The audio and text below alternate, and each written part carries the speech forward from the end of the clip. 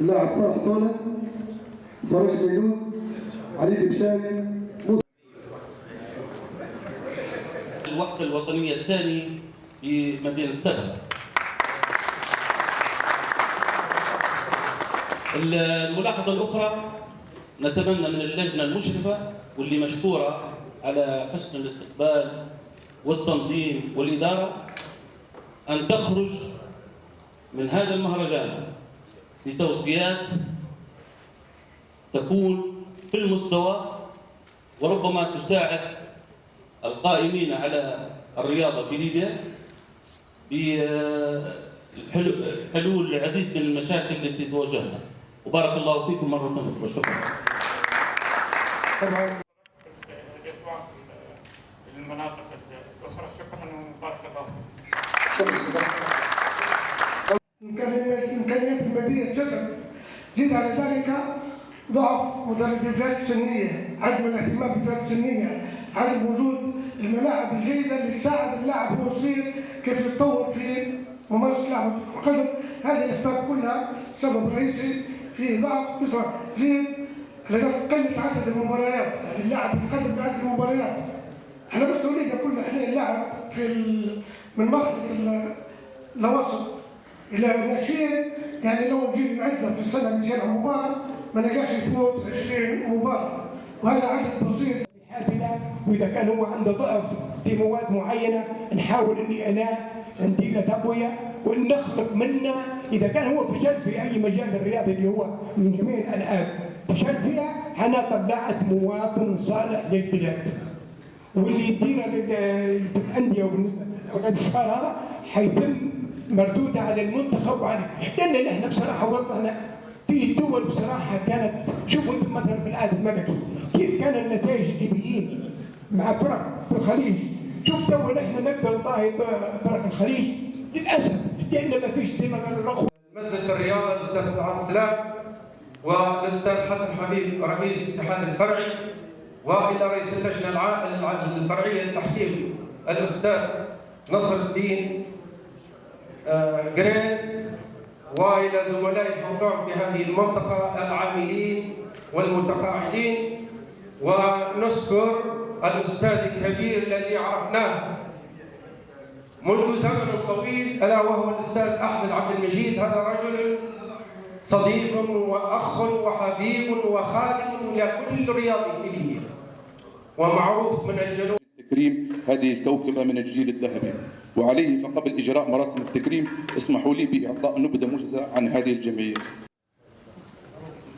طبعا نشكر جمعية المدربين على هذه البادرة وهذا التكريم، وحيكون اليوم المباراة في عديد التكريم إن شاء الله. تحية لرابطة قدامى المنطقة الشرقية. شكرا الحضور، مستعد للفقرة الأخيرة. شكرا أستاذ محمد، شكرا أستاذ سعيد، أستاذ بكر، أستاذ محمد.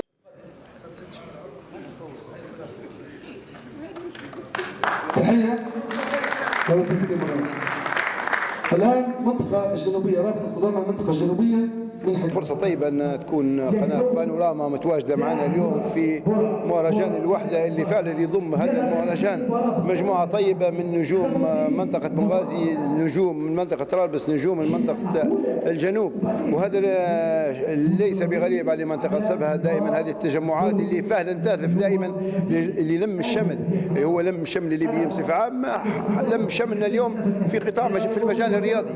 طبعا اليوم نحن لاحظنا من خلال إقامة ندوة اللي كنا نتمنى أن هذه الندوة يتواجد فيها حبيبنا وزميلنا وصديقنا محمد بلاص علي، اللي فعلا كان يثرينا بعدة معلومات في هذه الندوة، ولكن لاحظنا من خلال الندوة عدم تواجد وعدم غياب أخونا محمد بلاص علي نظرا للظروف الصحية.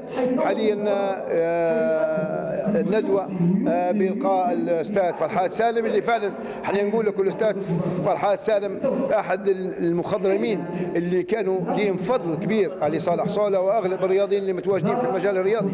كذلك محمد العايب طبعا صديقنا وزميلنا اللي فعلا يقوم بالقاء هذه الندوه، اللي فعلا نعتبر ندوه يعني وجودها لاسباب حل مشاكل المجال الرياضي اللي احنا مجال عشنا فيه عمرنا كله، لكن نلاحظ أن هناك بعض العوائق اللي فعلا تواجد في المجال الرياضي. كيف نحاولوا أن نحل هذه العوائق اللي موجودة؟ طيب استاذ صالح، ممكن هذه الندوات تضع استراتيجيه معينه حتى للاجيال لمستقبل الكره الان؟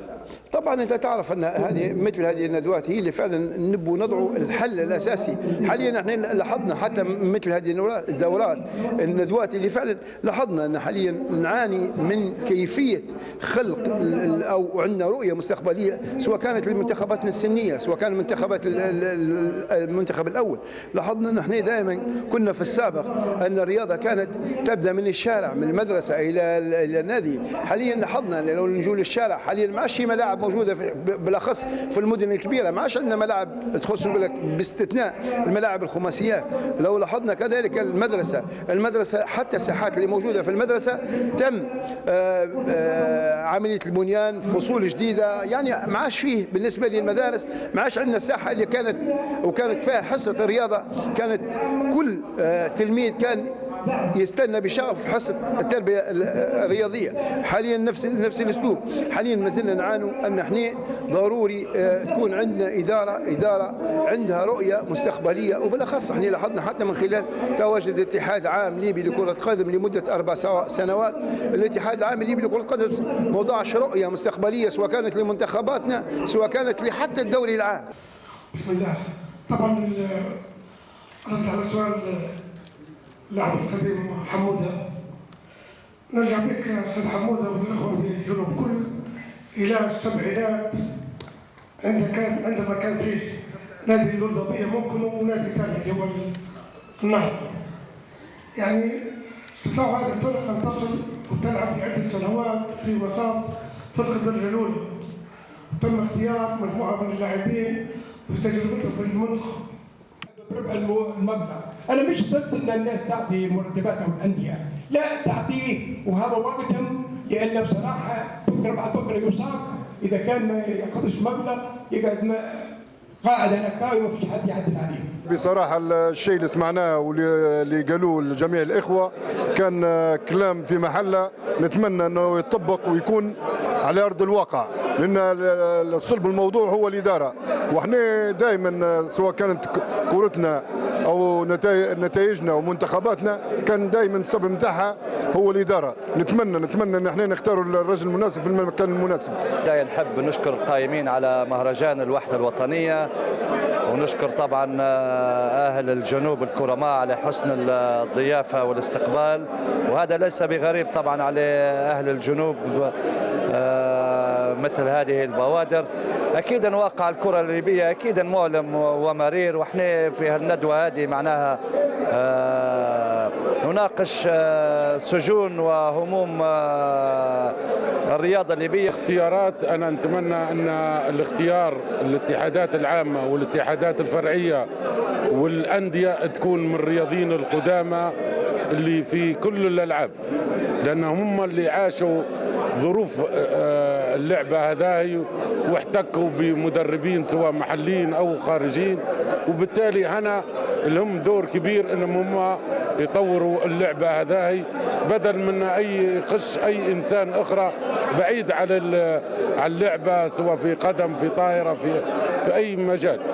نتمنى ان اهل الشان هم اللي يسيروا الرياضه في ليبيا والاتحادات والانديه ان شاء الله. بندير للجنوب 10 مدربين، فالقاعده العلميه لزملائنا المدربين الجدد اللي يهتموا بالفئات السنيه، يعني لو